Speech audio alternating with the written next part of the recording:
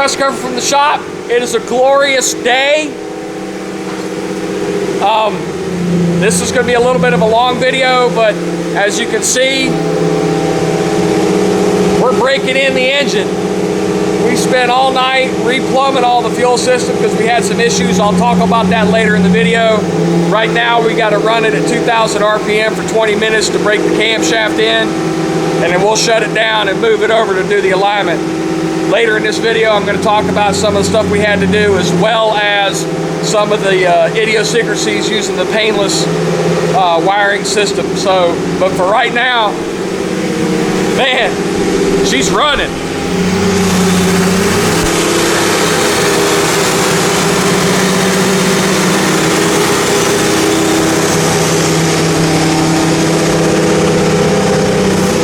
Running under her own power for the first time in 6 years. So stay tuned, more to follow on this topic. All right, folks, obviously we got the motor break-in, the initial 20-minute run done. And as I said while we were doing the run-in, we had to stay up all night doing some fuel stuff. I wanted to kind of talk about that real quick. About 4 years ago, when I started assembling the frame, we put the fuel cell in. I figured out the plumbing of how we were going to do everything because of the Mopar MPI injection set. So you have a pre-filter, a fuel pump, and then a post-filter regulator. Getting all that convoluted spaghetti of hose and everything set up on how we were going to run this, and then I put 5 gallons of gas in the tank and pressure tested the system.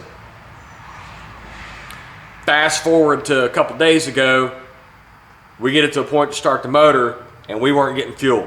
And I knew I had I'd put another 5 gallons of gas in it, fresh gas with a stabilizer. I was getting no fuel pressure. Long story short, the pressure regulator had blocked up. So but not knowing that initially, had to get a new fuel pump, new fuel filter, and a new pressure regulator, plumb it all in, prime the system, and then it fired right up for us. One of the things I had to do, because I bought the MPI kit from Hesco, they sell what's called a trail pack, and it's like $350, and it's a pump, filter, and a pressure regulator. I'll never buy it from Hesco because the fuel pump used for the MPI kit is out of a 1986 Ford F-150 with a 5-liter fuel injector. The fuel filter is a 91 to 96 Jeep Cherokee fuel filter. The pressure regulator comes from a 2002 to 2004 Jeep Grand Cherokee. So I can get all 3 of those for about $150 for good stuff. Locally, I don't have to order it, nothing. I just go down to the O'Reilly's, Advance, AutoZone, Napa, whatever, and pick it up. They have it on the shelf. So, and I'll put links to that stuff in the description of this. So if anybody else has an MPI kit, you can source the parts separately. And in a later video, I'll do just talking about the MPI install. I'll talk about that as well. So, so anyway, yeah, I wanted to talk about the fuel stuff we had to do. Of course, I've now got to get it over to the other side and do a quick dirty alignment and get the steering stabilizer installed. So more to follow on that. All right, folks, we're done with the engine run-in. I've driven it around to the other side of the shop here, got it up on the lift so I could do a quick dirty alignment, which we've already done. We're set at the tire tread. We're set about 1/8 inch toe in, which is fine for now, just so we can get it on the road. I installed the last thing we had to do mechanically to install was to put in the steering damper and double check no leaks, no runs, no drips, no errors. Did find that the emergency brake cable had been misrouted and burned, the plastic burned on the exhaust, so we've rerouted that. No fuel leaks. all the electrical tests out. So I'm going to turn this into a quick video.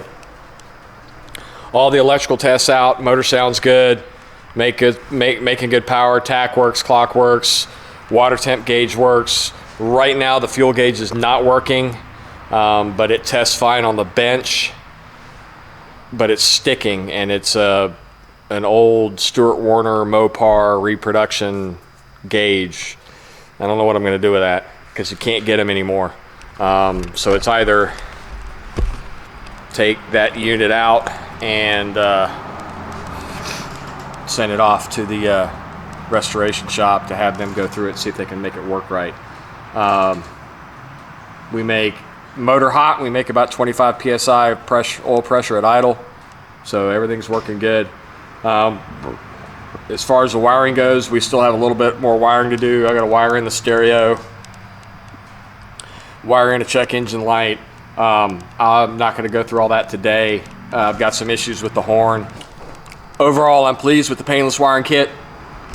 Quite a few wires not used when you're doing an injection install. There's a few wires that are repurposed for other things. And then, of course, the injection system itself. I'll go into more detail on that on a later video. I was just excited, wanted to show you guys it running. I'll probably shoot a quick vid of the ride back to the house just so y'all can hear it run.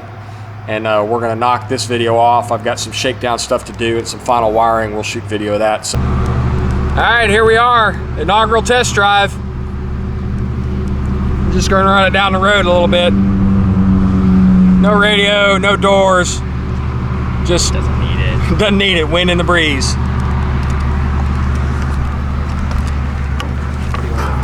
Just film.